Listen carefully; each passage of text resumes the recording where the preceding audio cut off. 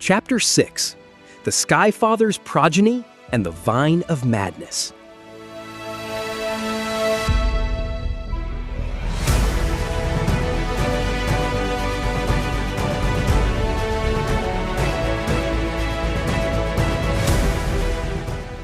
Though Zeus had secured his absolute dominion over the cosmos, the architecture of the universe was not yet complete. The king of the gods understood that raw thunder and political supremacy were insufficient to cultivate a truly civilized world. The realm required art, memory, and the nuanced depths of human intellect. Driven by an insatiable predatory appetite that would become the defining hallmark of his reign, Zeus's many infidelities ultimately laid the foundation for all mortal knowledge and artistic expression.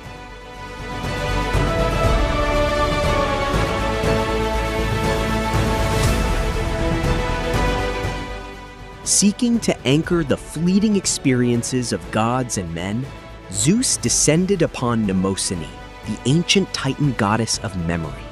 For 9 consecutive nights, the supreme god lay with her in the shadowed valleys of Pieria.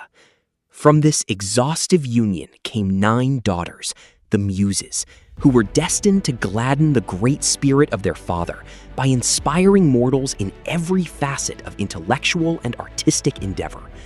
Each daughter claimed a distinct dominion over the mind. Calliope breathed life into epic poetry. Clio became the guardian of history. Euterpe mastered lyric song, and Erato whispered the verses of love.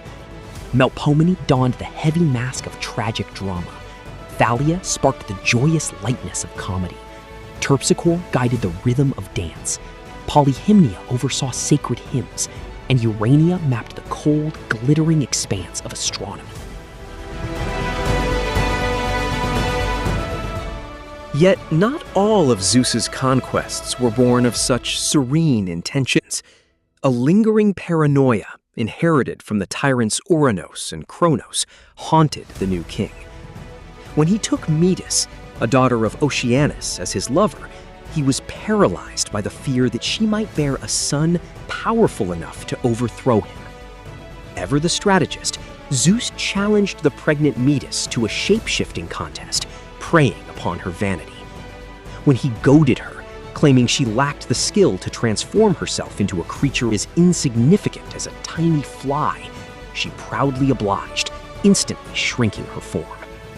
In a flash of ruthless opportunism, the triumphant Zeus swallowed her whole, imprisoning her vast intellect within his own body.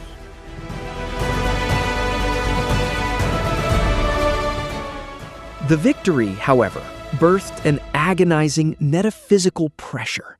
An unbearable, blinding headache seized the Lord of the Sky, driving him to the brink of madness, until the Titan Prometheus brought a heavy axe crashing down upon Zeus's skull, cleaving it wide open.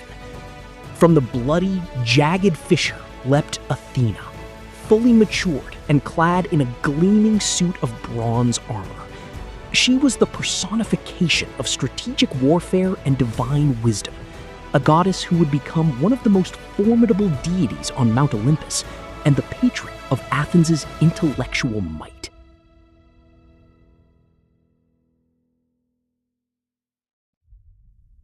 While Athena represented the disciplined, rational mind, Zeus's desires soon birthed a force of pure, ungovernable chaos. His wandering gaze fell upon Semele, a mortal princess of Thebes. Taking her to his bed, Zeus impregnated the young woman, an act that swiftly drew the lethal, calculating jealousy of his sister wife, Hera. Disguised and dripping with venomous intent, Hera planted a seed of fatal doubt in the mortal's mind, convincing the naive Semele to demand that her lover drop his earthly disguises and reveal himself in his full, undisguised divine glory.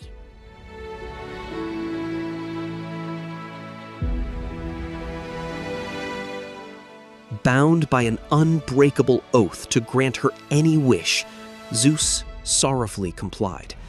The veil of his human form dissolved, unleashing the unmitigated, apocalyptic radiance of the supreme deity.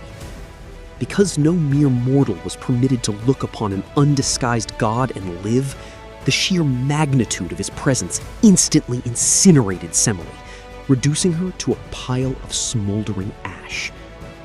Desperate to save his unborn child from the flames, Zeus rescued the fragile fetus and sewed it deep into the flesh of his own thigh to complete its gestation.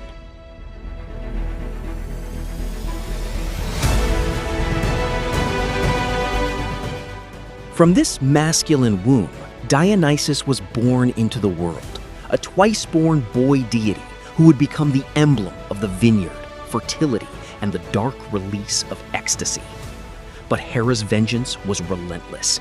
She cursed the newborn and dispatched a horde of titans who brutally dismembered and killed the child, only for the Supreme Father to resurrect his son from the mangled remains.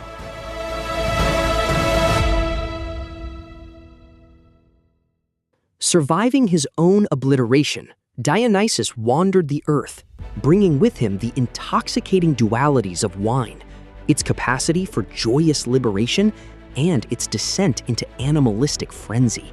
His followers, a predominantly female retinue known as the Maenads, or Raving Ones, abandoned their looms and hearths to follow him into the untamed wilderness.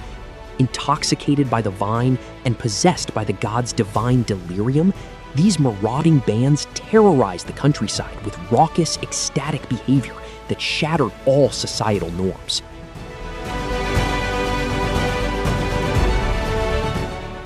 In Thebes, the rigidly disciplined King Pentheus viewed this chaotic cult as an intolerable infection of his rational order. He issued a harsh decree outlawing the worship of Dionysus entirely. The god's retribution was swift and terrifying. The ban only fueled the madness, drawing the women of Thebes, including Pentheus's own mother, out into the wild slopes of Mount Cithaeron for one last apocalyptic rite. When the king foolishly ventured into the forests to spy upon their unruly rituals, the frenzied Maenads fell upon him. Stripped of all maternal recognition by the god's blinding ecstasy, his mother and her companions tore the screaming king limb from limb. In the bloody aftermath, humanity was forced to recognize a terrifying new truth. The divine realm demanded not just orderly sacrifice, but the visceral, uncontrolled surrender of the human soul.